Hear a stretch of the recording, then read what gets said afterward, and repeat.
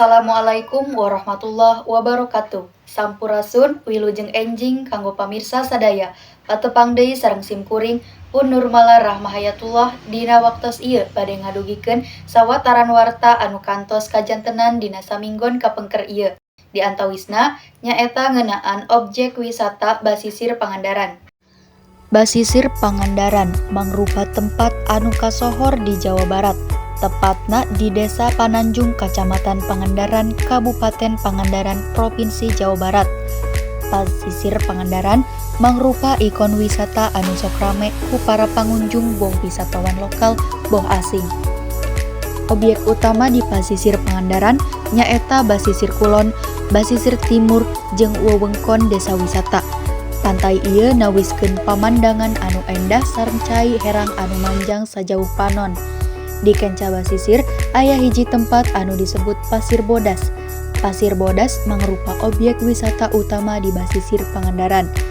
Sakumaha ngaranna nunjukkeun tempat ieu ngagaduhan Kesik Bodas, karang leutik jeung cai anu herang. Eta jelas pisan yen urang tiasa ningali terumbu karang dina dasar laut sareng oge lauk ngojay. Loba wisatawan anu datang milih snorkeling sabab hayang ngarasakeun kaendahan dunya jero cai. Pamirsa, selain eta Basisir Pangandaran oge dijadikeun tempat wisata di mangsa libur lebaran. Seueur pengunjung anu amang sareng keluarga rerencanganna ka Basisir Pangandaran.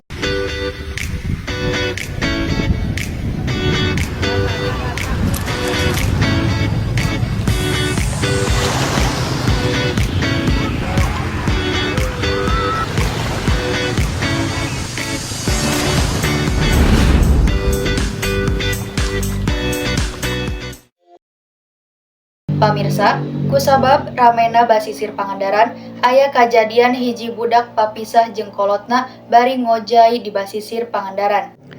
Dina video eta, budak eta katingali ceurik nalika papisah sareng kolotna di tengah balarea.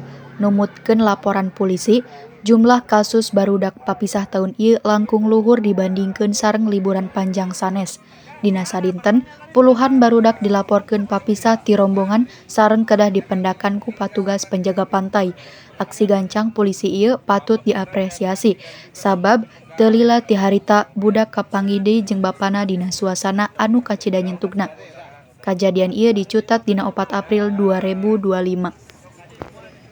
Pamirsa, rupina ngan sakitu hidangan warta dina dengat ayeuna simkuring Nurmala Rahmahayatullah amit undur nedahapunten dina sabudaya kalepatan. Wassalamualaikum warahmatullahi wabarakatuh.